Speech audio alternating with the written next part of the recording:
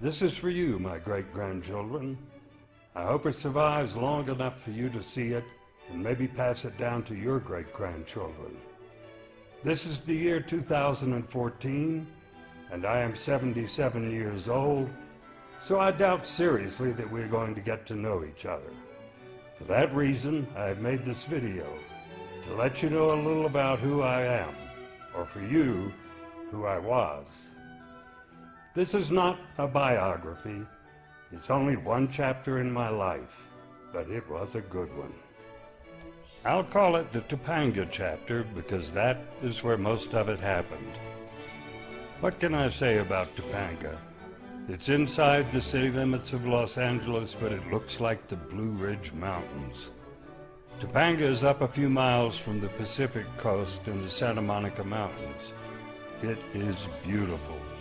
It's also rural and sparsely populated, and it has a long history of being home to those who marched to a different drummer, which of course includes me, your great-grandfather. It's also great horse country, which is how I found it.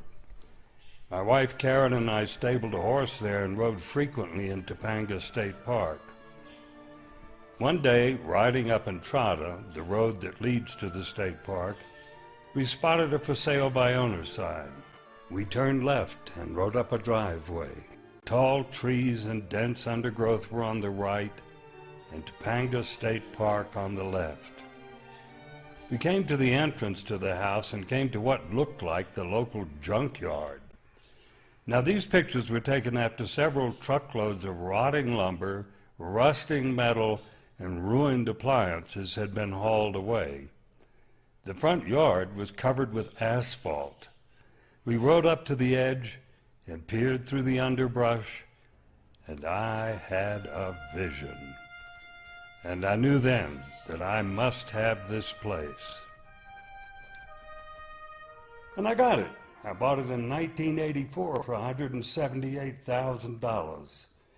The house was obviously a teardown, but it was on an acre of land bordering the thousands of acres of Topanga State Park. I set about having an architect friend design a grand replacement for the old place, something worthy of the grounds. But almost immediately, my big plans ran into problems. The California Coastal Commission came up, did some digging, and declared that I would need extensive and expensive foundation work to build a new house. So I took a realistic look at my bank account and decided that I would have to deal with what I had. I would have to make a silk purse out of a sow's ear.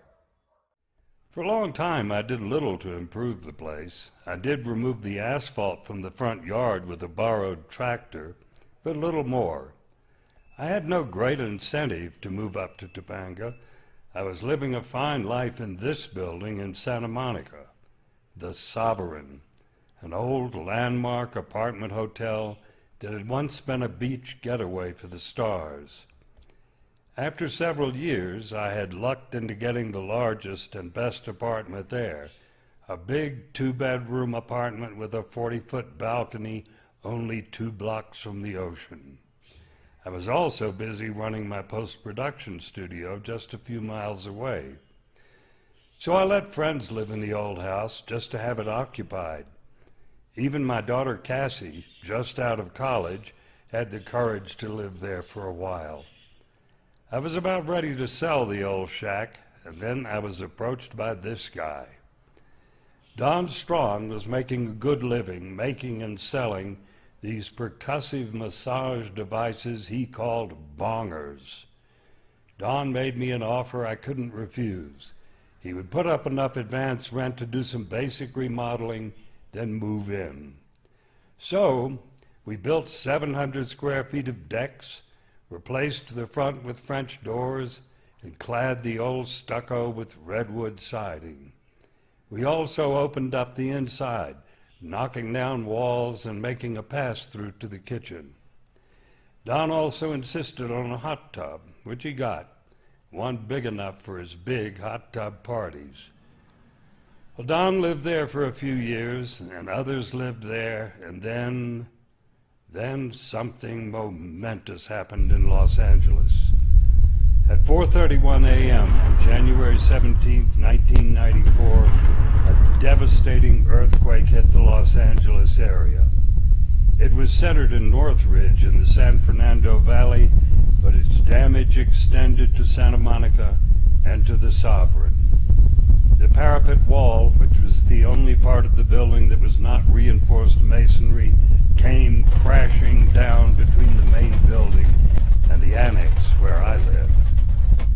There was about 45 seconds of violent shaking and crashing, and then hours and days of aftershocks. I, along with everyone else, had to vacate the Sovereign. And so I sold the studio and finally moved to Topanga. There followed several years of remodeling.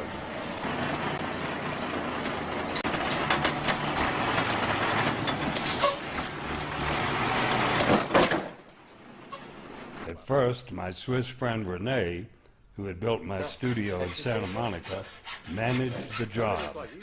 He worked with another friend, Tony, who had moved his camper into space behind the house and moved in with his girlfriend, Marie. Rene could do anything except drive a truckload of marijuana from one place to another without getting caught.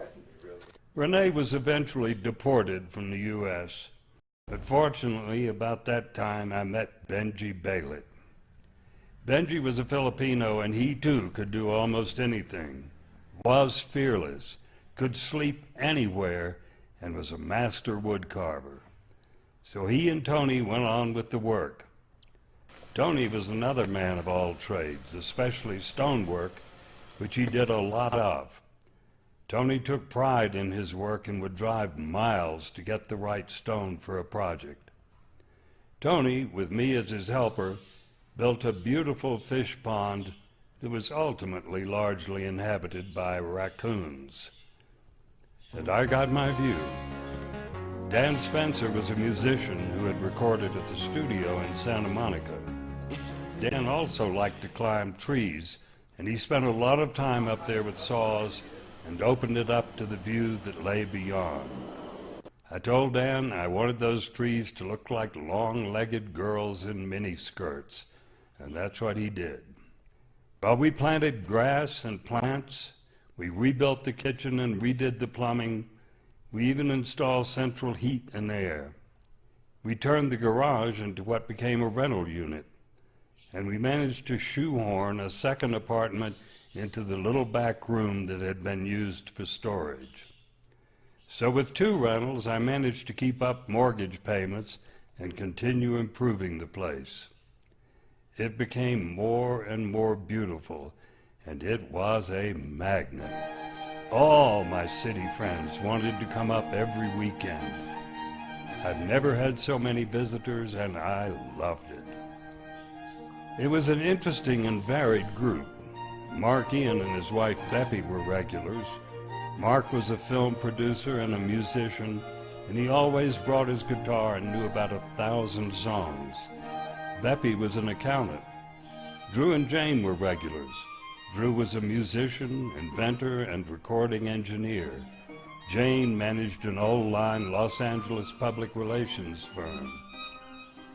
There was Kit, who explained to me what fractals were and always beat me at ping pong. Vinny was a good friend and a New York lawyer who was always there for me when I needed him. Linda was a licensing executive with several major music publishers in L.A. Ed was a talented actor and musician.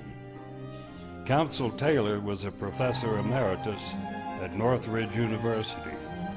We all called him Count, and he did have that bearing. Doyle was up almost every day. Doyle and I were working on a children's music appreciation game called the Animal Band. Andrea, who has an MBA degree, chose to teach in the rougher sections of the LA public schools.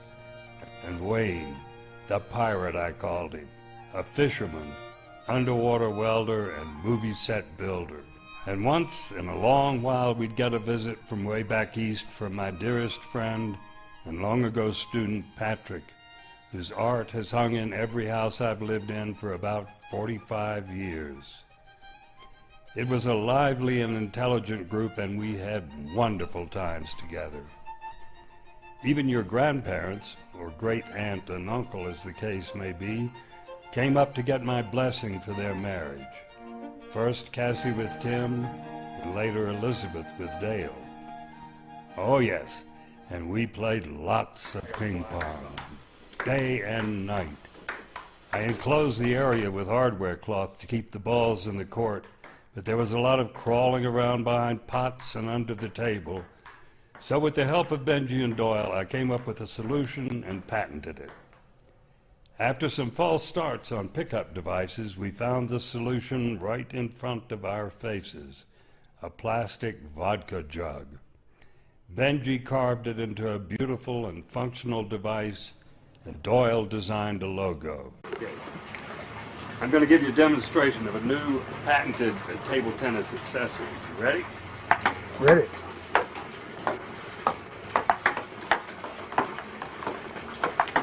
Bet you wonder where I'm getting my balls. Where in the world is coming from? I'll show you, but first, look at this. You see this? This is the ball snatcher. Watch. This is going to change the way people play ping pong. Wow. You have enough balls, you never have to pause in the game. I invented this because I was tired of going around behind pots and picking things up, crawling around on the table, yada, yada, yada, yada, yada. Is anything out there? All right, look at this. I'm going to put one out. You can pick them up on just about any surface. Anything. That's cool. So, now, we got a snatcher full of balls. Watch this. You slide them into the ball feeder. Oh, that's where they were coming from. Cool, huh? Some of my favorite moments in life was spent sitting on the deck in Topanga, especially at the onset of evenings. The setting sun did wonderful things to the color of the trees, and the sunsets through the trees were glorious. In June, we would sometimes get a fog river that rolled stately up the canyon. It was a rare and wonderful paradise. Well, that's it, my dear great-grandchildren. I hope you are all well and happy, and your life is as full as mine has been so far. So, from your great-granddaddy Richard, bye-bye for now.